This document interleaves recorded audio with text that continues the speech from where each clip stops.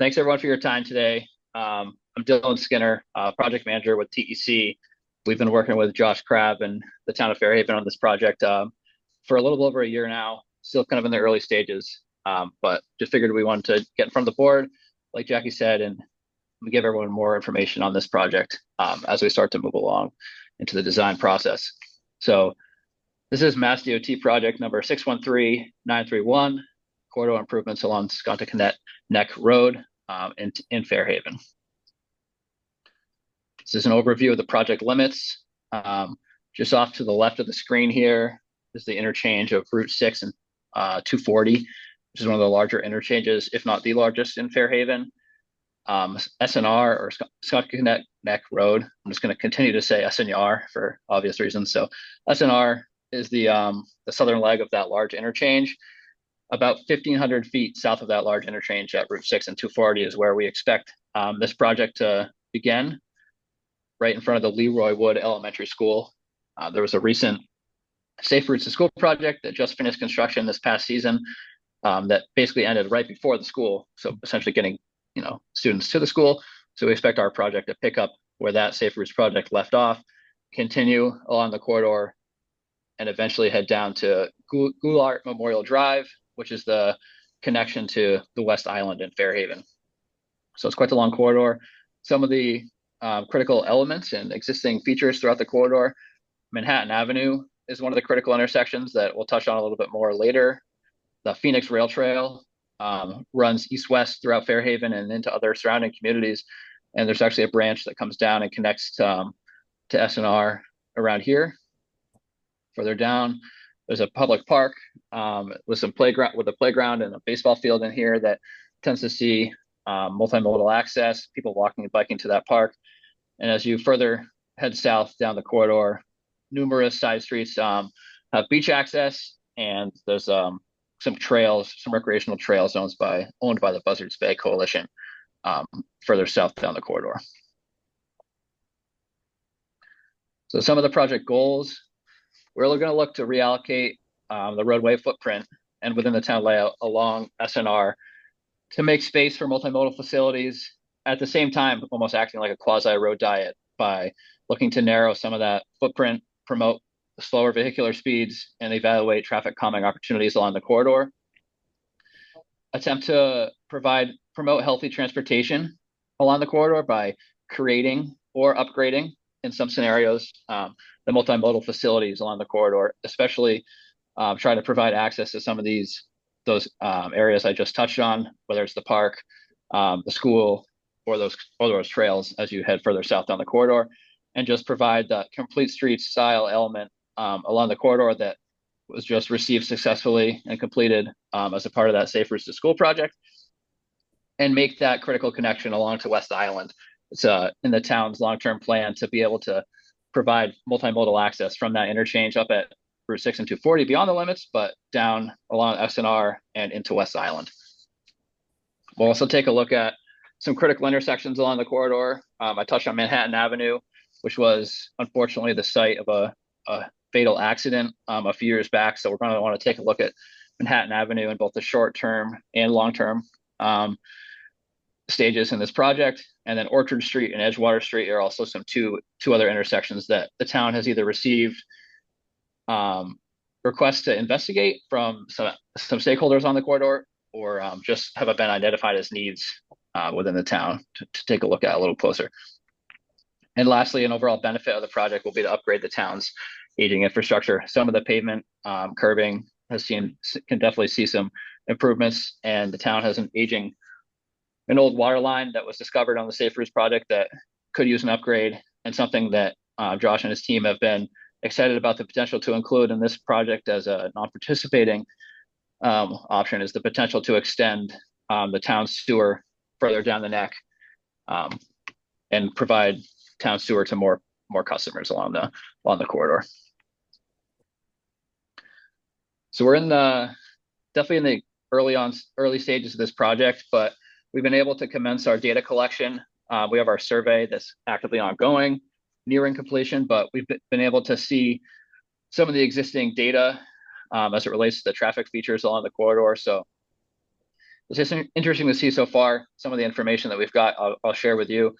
Up north, on the northern end of the corridor, as it's closer to that Route 6 and 240 interchange, there's about a little over 10,000 vehicles a day. So a decent number as it relates to projects, roads of this size. 85th percentile speed is about 35 miles an hour. And again, that Manhattan Avenue is one of those critical intersections that's on the north side of the project limits. Unfortunately, the site of a recent fatal crash a couple of years ago. So again, we're going to want to take a look at that intersection in close detail.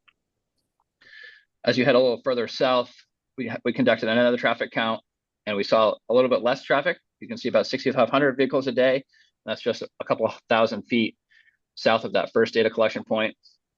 And then you can see the last bubble on the right here. As you get further down the neck, another reduction in vehicles per day. So you can see the way the traffic changes along the corridor kind of aligns with the land use in the surrounding area. As you get further south down the neck, obviously there's less commercial destinations, but there still is those recreational facilities. So I think something we'll have to think about as we get into this design is that change in traffic and what type of improvements are most suitable for the evolving corridor across the large length. Some other things to note is the corridor is mapped for a primary risk site for lane departure, and portions of it are mapped for a risk segment for bicycles. And our initial calculation as a result of the crash data along the corridor shows that the corridor receives about five crashes per million vehicle miles traveled, which is significantly higher than the state average. So seeing the risk segments that RPO has identified, or MPO has identified as along this area, and seeing that fatal crash at Manhattan Avenue, I think it clearly paints a need for some sort of improvements along this corridor, both safety and ped and bicycle upgrades. The next couple of slides show some of the existing condition features, just elaborating on some of this need here. First one on the left is a photo of the recently completed Safe Routes project, right at our limits where we expect to pick up, tie into these improvements, and then continue heading on as you look in this photo on the left. Photo on the right is a little bit south of this first photo. I think it's just past the school. You can see some of the aging infrastructure. The pavement in this area has certainly some evidence of trenching. The curb and the sidewalk in this area deteriorating, and certainly don't meet current standards. The left photo here is on the southbound approach to that Manhattan Avenue intersection. Some of the key things that we've noticed so far in our preliminary investigation is this is really a sea of pavement. There's not much definition. There's two businesses off to the side here on the left of the photo with really not much definition to their driveways, and it can certainly be confusing for drivers, certainly not accustomed with the area. Just that open sea of pavement causing certain safety concerns. There's no compliant ped crossings along Manhattan or along SNR at this area. And there's another business that sees significant parking at the corner of the intersection. So as we get into this intersection, it's going to be one of the key focuses of the project. Just a touch south of Manhattan, on the other side, this photo on the right here shows what's likely contributing to some of these high speeds and that risk mapping that's been done by the MPO. Just these extremely large, wide lanes with no striping, no shoulder definition. Some of it is not even curved, so that tends to increase or is a contributing factor to high vehicular speeds, which is certainly evident in this portion of the corridor.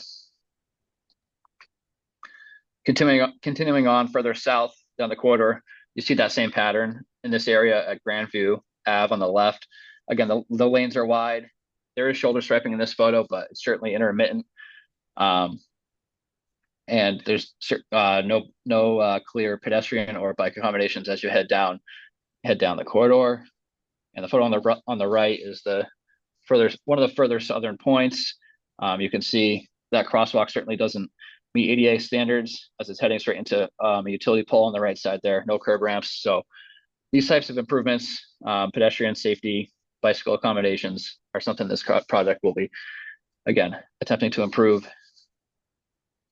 So like I mentioned, still in the early stages. Our survey is nearing completion, but we've been starting to think about different alternatives, different typical sections that might suit different parts of the corridor. Um, these are two quick examples that we've thought of already. The top one is a typical section that has sidewalk on both sides and buffered bike lanes in the road, which is sort of a continuation of that Safe Routes to School project. And the one on the bottom is includes a shared use path on one side of the sidewalk on the other. I think there's not going to be, like I kept mentioning earlier, there's not going to be one typical section for this project. I think it's going to vary, especially as the roadway changes in definition and use throughout the corridor. But these are some preliminary thoughts we've put together, drafting initial line work. We'll start to get into that a little bit more in the coming months. Some key milestones. Like I mentioned, we've been working with Josh and the town for a little over a year. We secured MassDOT PRC approval last December, had our scoping meeting in this past June. Our survey is ongoing. We'll look to finalize that at the end of the year or early into 2026. And we will look to have some initial public outreach in the winter or spring of 2026. Once we have that survey and been able to dive into the design a little deeper, something that Josh and his team have mentioned countlessly is the active bike group in the town. So we want to engage the public on this project as early as we can, get buy-in for the various typical sections and improvements that we're going to see along the corridor. So looking to do that sometime in spring of 2026. And then using that public outreach, try to get buy-in from the local stakeholders, aim to submit our MassDOT pre-25 submission, probably likely in the fall of 2026. So still a little ways out. In summary, this project is looking to improve bicycle and pedestrian mobility, safety, and encourage alternate modes of transportation along the corridor to those key sites that I've mentioned a couple of times now, being those trails, fields, the school, all throughout the corridor. Again, improve vehicular safety. There's certainly a need for traffic calming and safety improvements along the corridor. There's numerous conflict points. Certainly Manhattan Avenue was touched on, and that high level of crashes per vehicle miles traveled is something we'll try to solve with this project. And lastly, promote healthy transportation policies and provide a project that is in line with the town's complete streets policy, again, supported by key local stakeholders like the bike group and the businesses along the corridor and MassDOT's healthy transportation policy. With that, I'd be happy to field any questions from anyone or provide any additional information that anyone would like at this time.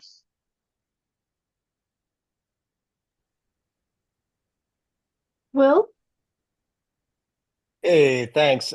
Thanks, Dylan. This is super helpful, and Josh as well. I'm the chair of that particular bike group. We're called Livable Streets Fairhaven.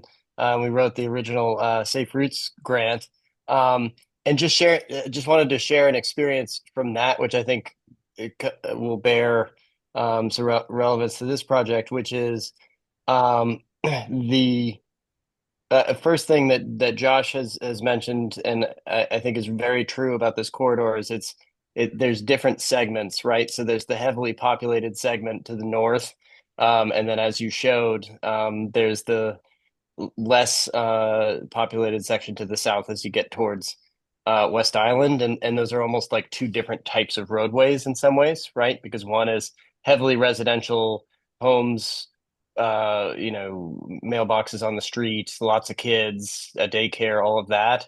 And then the other is kind of more rural in nature. And I know there's kind of a lot, there's some in between there. And I think given that, the traffic coming makes so much sense for the northern part. One of our experiences with the safe routes where we felt like it was a little bit of a miss is they made bike lanes for a safe routes to school project that kids are supposed to be traveling on. And my kids went to that school, and a lot of parents in our committee have kids there. And we regularly bike to that school with our kids. The kids, we would never let our kids bike in those lanes that they built for safe routes. Kids don't use them, adults use them because they didn't protect them. They're buffered, And I think buffered lanes can work if you do the traffic calming and you bring the effective design speed down to 25 or lower, right? But if you have cars that are going 30, 35, you can't with a straight face say we're going to put kids in the road unprotected, right? And so you're looking at the bike path going to Maycomber Field there. They're putting in a pump track for kids. It's a really popular destination with a lot of kids, and they're right now they're just biking along the side of the road. There's no sidewalk or anything. Um, so you got to think about if you're going to put on road facilities for bikes, at the very least, you got to put some kind of delineators, something or armadillos, whatever it is. Um, and that also effectively helps with traffic calming. Otherwise, you got to get those bike facilities off the road. And I know one of the alternatives you showed was a multi-use on one side. Um, so I think if you're not serious about bringing design speeds down in the residential area, uh, don't don't put a fake bike lane in there that people won't use because they're too afraid of the high speed traffic. And then just my other comment about the putting a multi-use on only one side is a possibility. I think it could be awesome. And one of the recommendations you see about that is when you have a lot of curb cuts and a lot of driveways and two-way traffic like that, that can be a challenge because people aren't looking for bikes and people walking, that are coming in both directions. It just creates a lot of noise as opposed to just putting something on each side. Yeah, thanks, Will. I mean, yeah, I couldn't agree more with a lot of what you said. Certainly the changes in the corridor is very evident, as seen by the traffic counts. And yeah, as we get into the design a little bit more, we'll definitely seek to evaluate that design and target speed as part of the MassDOT design process and evaluate the best treatment for these bike facilities as the corridor changes. A little early on to say specifically what we're going to do, but I love the input and enthusiasm, and certainly something that we'll take into account as we head on in the future design stages.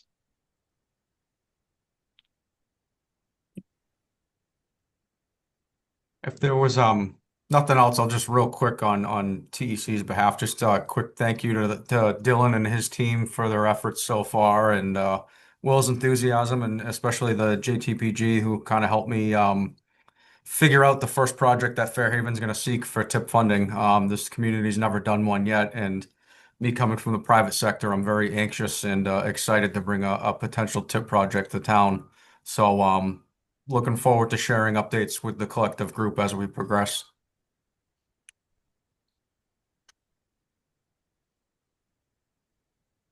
Thank you, Dylan and Josh, for presenting the project, and Will for your comments as well. Did anyone have anything else they wanted to add before we move on?